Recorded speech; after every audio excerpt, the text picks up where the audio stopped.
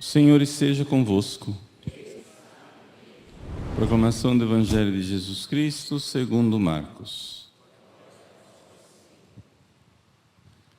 Naquele dia, ao cair da tarde, Jesus disse a seus discípulos: Vamos para outra margem. Eles despediram a multidão e levaram Jesus consigo assim como estava, na barca. Havia ainda outras barcas com ele.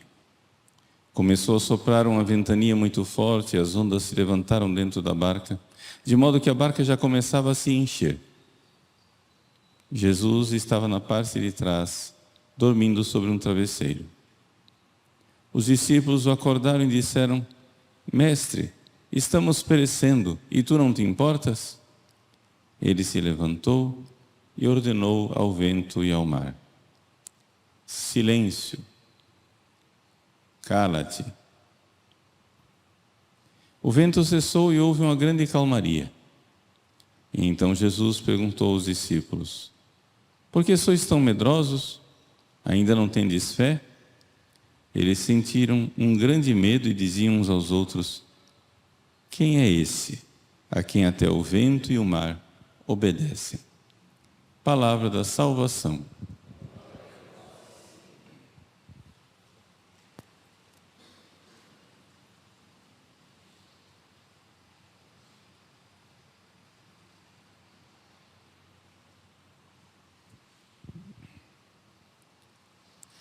Meus queridos irmãos e irmãs, iniciamos o mês de fevereiro e logo o primeiro dia já é sábado, primeiro sábado do mês dedicado ao Imaculado Coração da Bem-aventurada Virgem Maria. Ao ler o Evangelho de hoje, nós podemos fazer aquilo que tradicionalmente se faz, uma leitura a respeito da Igreja e da presença de Jesus nela, mas também podemos ver que Jesus deixou sua mãe para cuidar da igreja. Vamos explicar isso. Primeira coisa, nós estamos diante de um acontecimento histórico.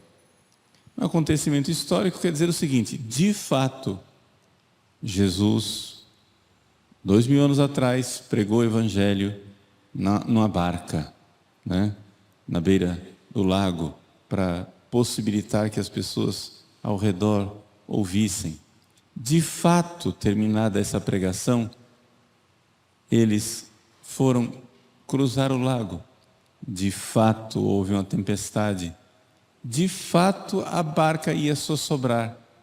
De fato, Jesus estava dormindo num travesseiro na polpa do barco.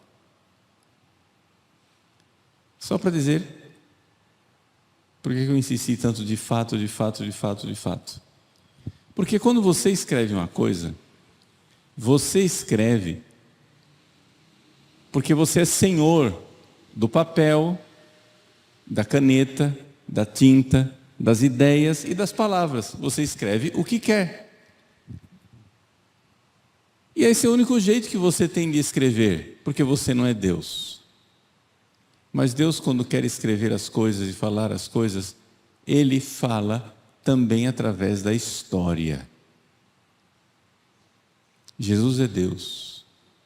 E como Deus, Jesus sabia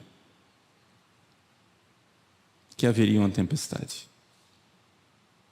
Jesus sabia que essa tempestade seria uma grande provação para os seus discípulos. Jesus, como um bom pedagogo, um bom pai, sabia que a melhor coisa que ele poderia fazer nesse momento era dormir. Claro. Jesus está aqui escrevendo a história. Ele é o Senhor dos ventos, do mar, da tempestade, da água, etc. Jesus é Deus que se fez homem. Então, na sua providência divina, no seu amor, Ele permitiu. Como diz o Salmo, Deus permite que o mar vá até o ponto que Ele quer. Deus diz ao mar: até aqui chegará a soberba de tuas ondas, e não além. Ali se quebra a onda, acabou o mar. Pronto. Deus é o Senhor dessas coisas. Estou dizendo tudo isso por quê? Porque essa barca real que existiu há 2000 anos atrás, essa tempestade real que existiu há 2000 anos atrás, foi conduzida por Jesus para ser uma imagem viva da história da igreja. Por quê? Porque Jesus consegue falar não somente com a boca, não somente escrevendo, Jesus consegue escrever um acontecimento. Jesus escreveu o acontecimento da tempestade. Você entendeu a palavra escreveu, né? Ou seja, ele dirigiu todos os acontecimentos, todos os detalhes, para quê? Para que nós, que estamos na barca da igreja, ao longo da história, nesses 2000 anos, tivéssemos verdadeiramente fé na presença de Jesus na igreja, mesmo quando Ele parece dormir. A oração dos discípulos, que nessa altura do campeonato aqui, nessa altura da história, ainda não sabem que Jesus é Deus encarnado. Deus que se fez homem. Ainda não sabem disso. Ainda não sabem sequer com certeza que Ele seja o Messias. Já estão suspeitando. Ainda não houve, né, a profissão de fé de São Pedro. Tu és o Messias, o Filho de Deus vivo. Isso não aconteceu ainda. Eles olham para Jesus e o chamam de Mestre.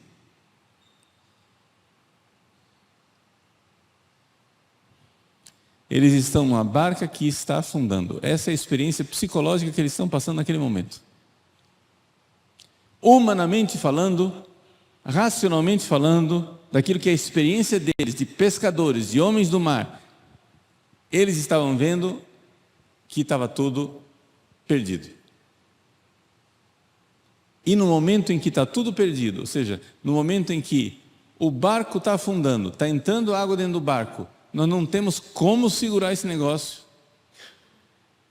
Jesus dorme placidamente num travesseiro. A oração deles é a oração mais sincera que eles podiam fazer nesse momento. Mestre, não te importas que pereçamos? Ou seja, Jesus, nós vamos morrer, você não está nem aí? E você vai morrer junto também, tá?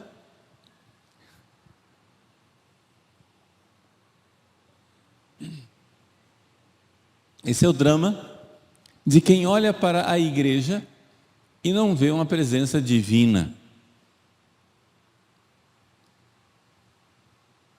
Racionalmente falando, humanamente falando, a igreja católica tem tudo para que ela já tivesse acabado há séculos atrás. Há muitos séculos. Esse barco já devia ter afundado. Não é? Existe uma piadinha que circula, e aí quem são os personagens da piada muda, porque a gente não sabe essas coisas aqui, né? Se foi fato histórico, se não foi. A piada é a seguinte, que Napoleão pretendia acabar com a igreja católica. E então, um bispo placidamente olhou para ele e disse: imperador, o senhor não vai conseguir isso. Nem nós padres conseguimos. Nem os padres conseguiram acabar com a igreja, o senhor acha que isso vai acabar? É uma piada, mas para dizer o quê? Vejam, a igreja, enquanto fenômeno humano, ela teria tudo para não ter sobrevivido às intempéries pelas quais passou e pelas quais está passando. Ou seja, nós, ao olharmos para a igreja, o que vemos é uma barca afundando. E mesmo que racionalmente, humanamente, logicamente, nós vejamos isso, nós somos chamados a ter fé na presença divina dentro da igreja.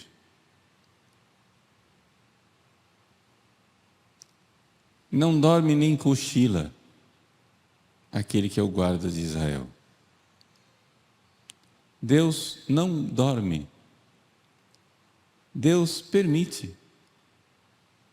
E se Ele permite que a sua esposa, que a sua santa igreja passe por tribulações, é porque é o que nós mais necessitamos. Se Jesus dorme no travesseiro. E outra coisa aqui, tá? Eu não acho que Jesus estava fazendo de conta. Tem alguns exegetas que acham que Jesus fazia de conta que estava dormindo. Não, Jesus é Deus, gente. Ele dorme quando Ele quiser. Ele é Deus que se fez homem. Entendeu? Ele que preparou tudo. Naquele momento, eu acho que Jesus estava plácido e sinceramente dormindo.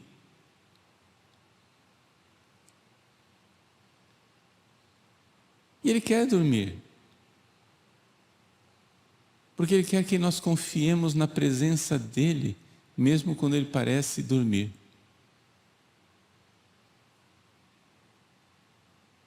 Num barco com a tempestade. Santa Teresinha do Menino Jesus, quando ela tinha 14 para 15 anos de idade, e ela queria entrar no Carmelo e estava dando tudo errado, ela falou com o superior do Carmelo, não funcionou, falou com o bispo, não funcionou, foi em peregrinação a Roma, falou com o Papa, não funcionou.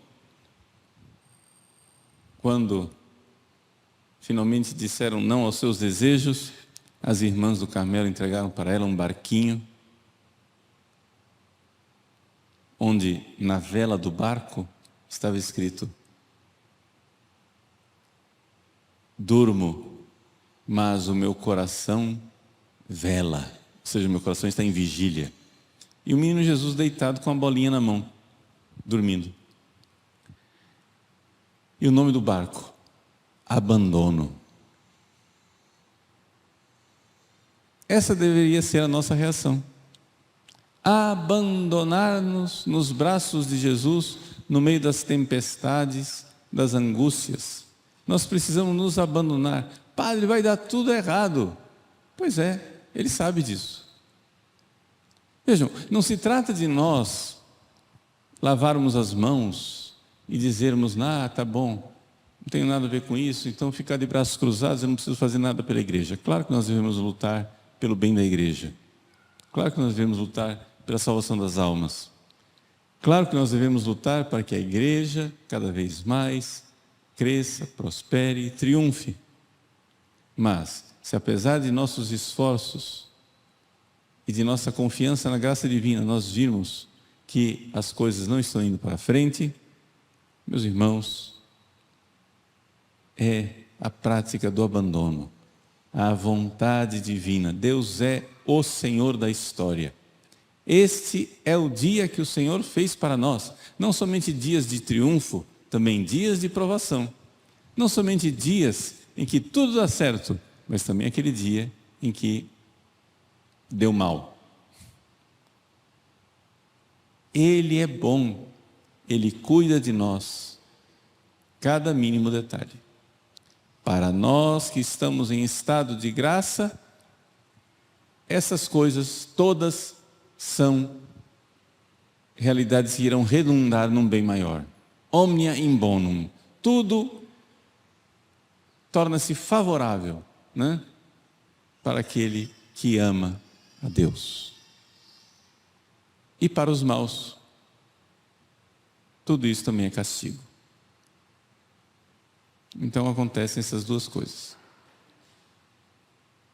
Para os bons, tudo redundará em coisas boas, para os maus, será o castigo. Jesus está na igreja, é Ele quem guia esse momento que nós vivemos. É Jesus quem está na igreja, vivo, ressuscitado, ativo, mesmo que Ele tenha decidido não agir. Está dormindo, Ele não quer agir, porque Ele quer exatamente que as ondas invadam a barca, mas chegará um momento em que Ele dirá, basta.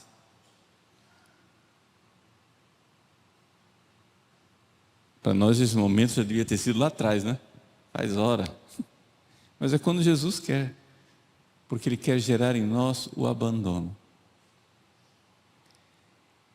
Exatamente no momento mais trágico da igreja, Jesus nos deu a sua mãe, a Virgem Santíssima. Qual é o momento mais trágico da igreja?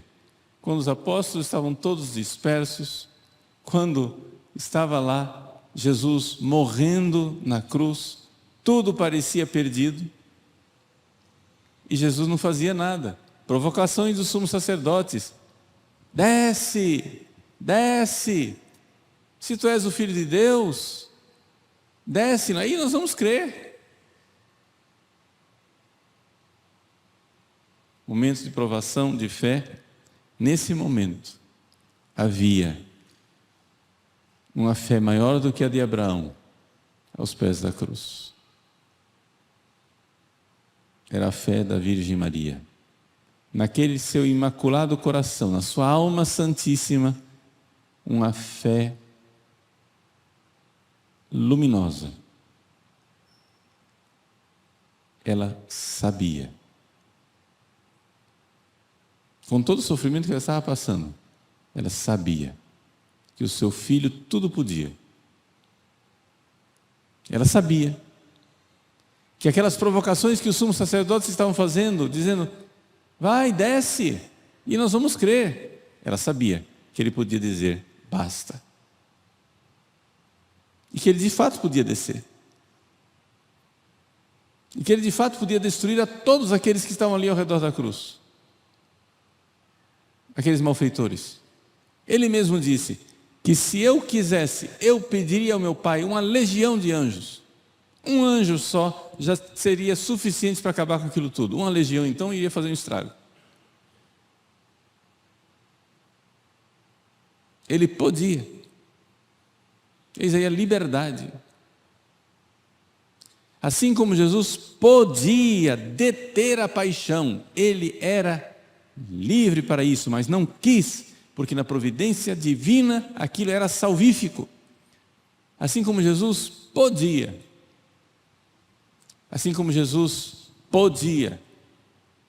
fazer com que o barco da igreja atravessasse o lago sem nem tempestade. Não, Ele não quer isso. Ele quer permitir as tempestades para o nosso bem. Para o nosso bem. E nesse momento mais trágico, Ele nos dá a sua Mãe Santíssima. Se você quer aprender na escola do abandono, se você quer aprender a se entregar completamente à providência misericordiosíssima de Deus, no meio das tempestades, no meio das agruras, Maria. Maria. Foi ela que Jesus nos deu no momento mais trágico, no momento que nós precisávamos, onde o navio estava afundando e nós precisávamos de um bote salva-vida. Eis aí a tua mãe. Meus queridos, celebrar com esse Evangelho o primeiro sábado do mês é celebrar aquele coração que não merecia e não mereceu aquilo que os discípulos mereceram no episódio do barco na tempestade. Eles dizem, Jesus diz: por que sois tão medrosos? Ainda não tendes fé? Maria, aos pés da cruz, não recebeu essa reprimenda. Por quê? Porque ela tinha fé. Uma fé luminosa, a maior fé que já existiu. Jesus, que era Deus, não tinha fé. Maria é, de todos os seres humanos que passaram na história, o ser humano que mais teve fé. É a pessoa humana com fé. Maria é mais do que Abraão. Maria é mais do que todos nós. A fé de Maria foi maior do que a fé de todos os anjos, todos os santos. Ela. É ela. Peça a ela essa fé. Mãe, vós estáis no céu, não precisais mais de fé. Vós vedes Deus face a face. Dai-me a vossa fé. Dai-me a fé que tinhais. Pedi e recebereis. Vamos pedir a ela. Vamos nos abandonar nos braços dela. No meio da tempestade, ninguém tem medo de se entregar nos braços de uma mãe bondosa. Sim, porque é ela que Jesus nos deu no meio da tempestade mais terrível. É ela que ela nos deu e ela nos dará. A fé que faz brotar a esperança no Deus auxiliador. E os atos de esperança constantes irão gerar em nós confiança. E esse exercício constante de confiança nos santos gera um estado constante. Não é só exercício, a coisa fica constante. É o estado de abandono. Abandonar-nos à divina, misericordiosa e bondosa providência divina. É um abandono bem ativo, porque nós podemos fazer muitas coisas, mas é um abandono onde nós sabemos que Deus pode parecer dormir, mas o seu coração está em vigília.